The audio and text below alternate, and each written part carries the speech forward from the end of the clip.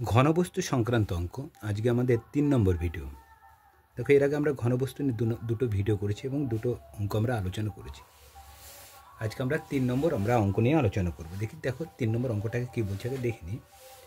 একটি নিরেট গোলক ও একটি নিরেট লম্ব বৃত্তাকার চোঙের ব্যাসার্ধের দৈর্ঘ্য সমান এবং তাদের ঘনফলও সমান হলে চোঙটির ব্যাসার্ধ ও উচ্চতার অনুপাত কত? কেন তো কী কী সমান আছে? একটা নিরেট গোলক ও একটা নিরেট লম্ব বৃত্তাকার চোঙের ব্যাসার্ধের দৈর্ঘ্য সমান আছে। দেখো, নিরেট গোলকের ব্যাসার্ধ আর নিরেট লম্ব বৃত্তাকার চোঙের ব্যাসার্ধ কী আছে? সমান আছে। এবং তাদের ঘনফলও সমান, মানে নিরেট গোলকের ঘনফল এবং লম্ব বৃত্তাকার চোঙের ঘনফলটা কী হবে? সমান হবে। চোঙটির ব্যাসার্ধ ও উচ্চতার অনুপাত আমাকে বের করতে হবে। লম্ব বৃত্তাকার যে চোঙ তার ব্যাসার্ধ আর উচ্চতার অনুপাত কত হবে সেটা আমাকে বের করতে হবে। আগে লক্ষ্য করো, নিরেট গোলকের ঘনফল এবং নিরেট লম্ব বৃত্তাকার চোঙের কী বের করতে হবে? ঘনফল। তাহলে দুটোর ক্ষেত্রে আমার ঘনফল লাগবে, একটা গোলকেরও ঘনফল লাগবে আর লম্ব বৃত্তাকার চোঙেরও ঘনফল লাগবে, মানে দুটোরই বের করতে হবে এবং দুটোরই ঘনফল। তাহলে কি নিরেট গোলকের যা ঘনফল হবে সমান আমরা লিখতে পারি লম্ব বৃত্তাকার চোঙের ঘনফল, কারণ এখানে বলছে দুটোরই হচ্ছে ঘনফল কী আছে? সমানে আছে। তাহলে গোলকের আমরা যদি ঘনফল বের করতে চাই, আমরা গোলকের ঘনফলের ফর্মুলা হচ্ছে গোলকের ক্ষেত্রে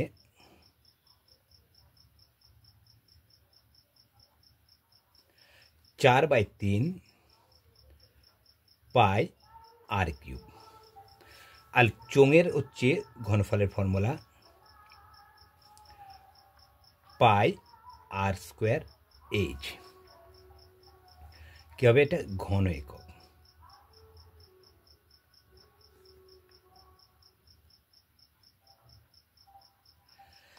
তাহলে আমরা লক্ষ্য করছি গোলকে যখন আমরা ঘনফল বের করব তখন 4/3 পাই আর কিউব। দেখো, এখানে আর মানে ব্যাসার্ধ লাগবে। চোঙের ক্ষেত্রেও দেখো ব্যাসার্ধ লাগবে আর কি লাগবে? উচ্চতা লাগবে। আমাকে এখানে বলে দিয়েছে যে গোলক এবং লম্ব বৃত্তাকার চোঙের কিন্তু ব্যাসার্ধ হবে সমান। গোলকের ব্যাসার্ধ যদি আর হয়, চোঙের ব্যাসার্ধ কিন্তু আর হবে। এখানে দেখো, আমাকে কোনো জায়গায় কিন্তু আমাকে ব্যাসার্ধ দৈর্ঘ্য বলে দেয়নি। আমাকে কি করতে হবে? ধরে নিতে হবে কি যে দুটোরই হচ্ছে কি গোলক এবং লম্ব বৃত্তাকার চোঙের ব্যাসার্ধ কি আছে? সমান আছে। এখানে কিন্তু কোনো জায়গায় যেহেতু ব্যাসার্ধ দৈর্ঘ্য দেওয়া নাই, তাহলে আগে সর্বপ্রথম যেটা কাজ, ধরি গোলক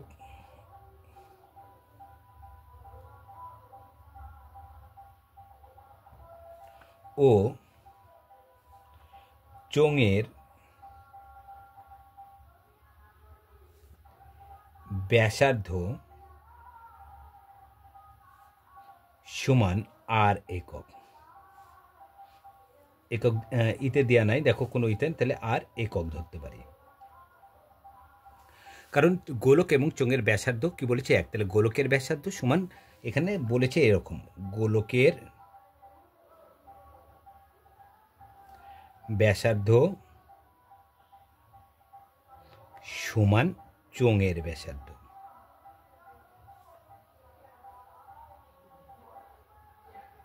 দেখো, তাই বলেছে গোলকের ব্যাসার্ধ সমান চোঙের ব্যাসার্ধ। তাই বলেছে গোলক ও একটা নিরেট লম্ব বৃত্তাকার চোঙের ব্যাসার্ধ দৈর্ঘ্য সমান। তাহলে গোলকের ব্যাসার্ধ যে হবে, চোঙের ব্যাসার্ধ তাই হবে। তাহলে দেখো, গোলক এবং চোঙের দুটোরই ব্যাসার্ধ ধরলাম কি? আর একক ধরে নিলাম। এবং চোঙটির কী বের করতে হবে? দেখো, দুটোরই হচ্ছে ঘনফল বের করব। চোঙের ক্ষেত্রে হচ্ছে ঘনফলের ফর্মুলা কি? পাই আর স্কোয়ার এইচ। এইচ মানে কি? উচ্চতা। তাহলে চোঙটির আমার উচ্চতাও লাগবে, এখানে উচ্চতা দিয়ে নাই। এবং চোঙটির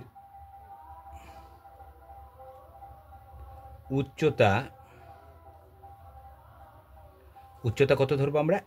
এইচ একক। দেখো, গোলকের আমি ব্যাসার্ধ যখনই আমি পেয়ে গেলাম, তাহলে গোলকটির আমরা আয়তন আমরা বের করতে পারবো। আয়তন, তাদের ঘনফল চেয়েছে, ঘনফল বা আয়তন কি বলেছিলাম? একই। তাহলে প্রথমে হবে গোলকটির বা গোলকের ঘনফল। তাহলে গোলকের ঘনফলের ফর্মুলা কি? 4/3 পাই আর কিউব ঘন একক। তাহলে গোলকের কি পেলাম আমরা? ঘনফল আমরা পেয়ে গেলাম। দেখো আর এর মান কি আছে? আর মানে ব্যাসার্ধ, আর ব্যাসার্ধ আরই আছে, তাহলে এখানটায় আমরা কোনো কিছুর মান বসানোর দরকার হচ্ছে না। তাহলে গোলকের ঘনফল পেয়ে গেলাম। এবার কি লম্ব বৃত্তাকার চোঙের ঘনফল বের করি এবার। অতএব অতএব না, এখানে এবং চোঙের ঘনফল কত হবে? পাই আর স্কোয়ার এইচ। তাহলে পাই আর মানে ব্যাসার্ধ আর, তাহলে আর স্কোয়ার রেখে দাও। এইচ মানে উচ্চতা, এখানে উচ্চতা এইচ আছে, তাহলে এইচ ঘন একক। দেখো গোলকের ঘনফল বেরিয়ে গেল, চোঙের ঘনফল বেরিয়ে গেল। এবার কি বলছে দেখো, কি বলছে, একটা নিরেট গোলক ও নিরেট লম্ব বৃত্তাকার চোঙের ব্যাসার্ধের দৈর্ঘ্য সমান, ব্যাসার্ধ সমান করেছি, তাদের ঘনফলও সমান। তার মানে কি সমান মানে কি? গোলকের ঘনফল শর্ত অনুসারে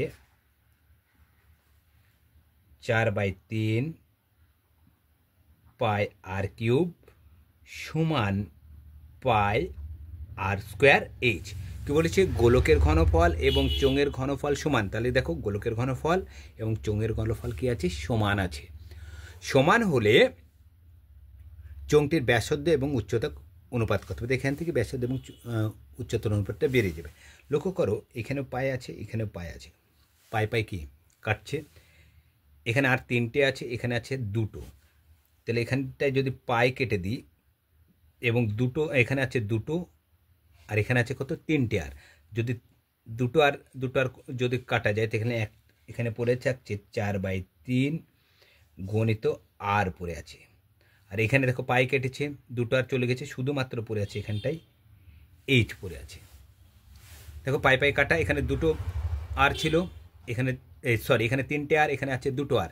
তাহলে 2টো আর যদি এখান থেকে 2টো আর যাচ্ছে, এখান থেকে 2টো আর, তাহলে 2টো আর যদি চলে যায়, তাহলে এখানে 2টো আর ছিল, 2টো আর চলে গেছে, তাহলে কত? কিছু পড়ে নাই। পাই ছিল, পাই চলে গেছে। কাটার কারণ বলেছিলাম সমান চিহ্নে ডান এবং বাই একই চল একই সংখ্যা যদি থাকে কাটা যায়। দেখো এই পাই কেটে গেল। এখানটায় হচ্ছে 3টে আর, 3টের মধ্যে 2টো কাটলাম, এখানে 2টো আর ছিল, সেখানে 2টো কেটে দিলাম, তাহলে পড়ে থাকছে শুধু এইচ। তাহলে এটা দেখো 4 আর উপরে আছে আর 3টা আছে কি নিচে, আমরা কোনাকুনি গুণ করে দিই। এইচের মাঝে কিছু নয়, মানে 1 আছে। তাহলে 1-এর সাথে 4 আর গুণ করলে কত হবে? 4 × আর সমান 3-এর সাথে এইচ গুণ করে দাও, 3h।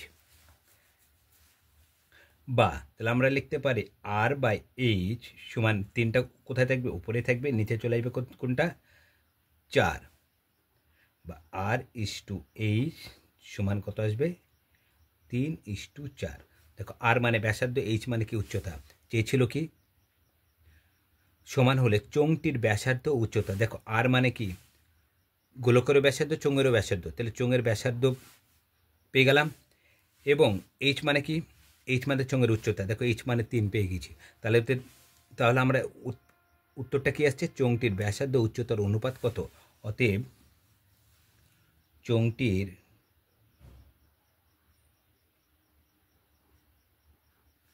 ব্যাসার্ধ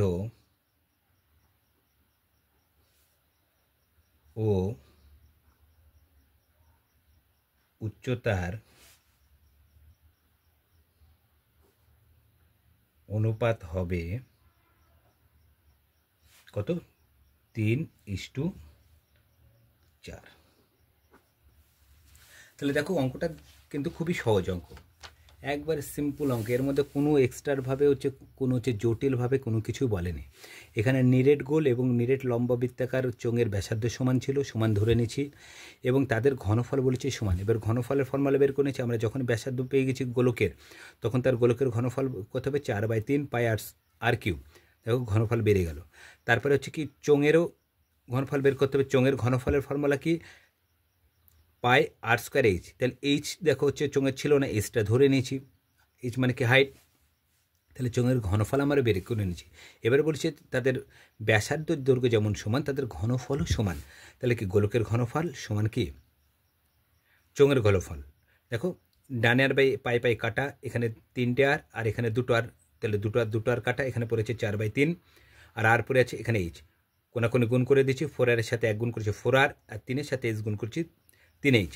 তাহলে এখানে হচ্ছে আমরা লিখতে পারি r/h, তাহলে 3টা এখানে সবসময় উপরে থাকবে আর এই 4টা কোথায় আসবে? নিচে। তাহলে r/h, r মানে কি ব্যাসার্ধ, h মানে কি উচ্চতা। দেখো এখানে বলেছে ব্যাসার্ধ এবং উচ্চতার অনুপাত, তাহলে চোঙটির ব্যাসার্ধ ও উচ্চতার অনুপাত হবে 3:4। তাহলে অঙ্কটা দেখতে পাচ্ছি আমাদের, অঙ্কটা খুবই সহজ কিন্তু খুব ইম্পর্টেন্ট। বিভিন্ন পরীক্ষাতে কিন্তু এই অঙ্কটা খুবই লক্ষ্য করা যায়, এমনকি এই অঙ্কটা বিভিন্ন কম্পিটিশন পরীক্ষাতেও বেশ কয়েকবার এসছে এই অঙ্কটা। তাহলে ঘনবস্তু সম্পর্কে আমাদের 3 নম্বর ভিডিও আমরা শেষ করলাম। আমরা ঘনবস্তু সম্পর্কে 2টো ভিডিও করব, আমরা টোটাল 5টা ভিডিও হচ্ছে ঘনবস্তু নিয়ে করবো। এর মধ্যে তোমাদের যে সমস্ত উত্তরগুলো পাওয়ার দরকার সেগুলো সবগুলোই আমার এই চ্যানেল থেকে তোমরা পেয়ে যাবে। আর আমার যে একটা নতুন চ্যানেল, আমি প্রতিদিন উল্লেখ করে দিই তোমাদের ম্যাথ সাইন, এখানে দুপুর 12টার সময় আমি একটা শর্ট ভিডিও ছেড়ে থাকি বিভিন্ন কম্পিটিশন। তাছাড়া আমার নবকুমার যে স্যার আছে, যে চ্যানেলটা তোমরা দেখলে সন্ধ্যে 6টার সময় এখানেও একটা শর্ট ছেড়ে থাকি। একবারে নিয়ম সহ আমি কিন্তু উল্লেখ করে দিই যে শর্ট ভিডিওটা আমরা যে করছি সেটা কোন নিয়মে হয়েছে। সেই জন্য তুমি যদি প্রতিদিনই চ্যানেল থেকে 2টো তোমরা শর্ট ভিডিও যদি তোমরা দেখো, তাহলে তো বিভিন্ন কম্পিটিশন পরীক্ষায় তোমাদের পাস করা অনেকটা সুবিধাই হয়ে যাবে আমি মনে করি। তার এবং ম্যাথ সাইনের যে লিঙ্ক, সেটা তুমি হচ্ছে নবকুমার স্যারের যে ডেসক্রিপশন বক্স আছে তার সেখানে তোমরা হচ্ছে ম্যাথ সাইনের লিঙ্কটা তুমি পেয়ে যাবে। আর তোমাদের যে চ্যানেলটা তোমাদের ভালো লেগে থাকে, লাইক কমেন্ট শেয়ার ও সাবস্ক্রাইব করো। আজ এই পর্যন্ত, পরে ভিডিওতে আমরা ঘনবস্তু নিয়ে আর একটা অঙ্ক নিয়ে আমরা তোমাদের সামনে হাজির হব।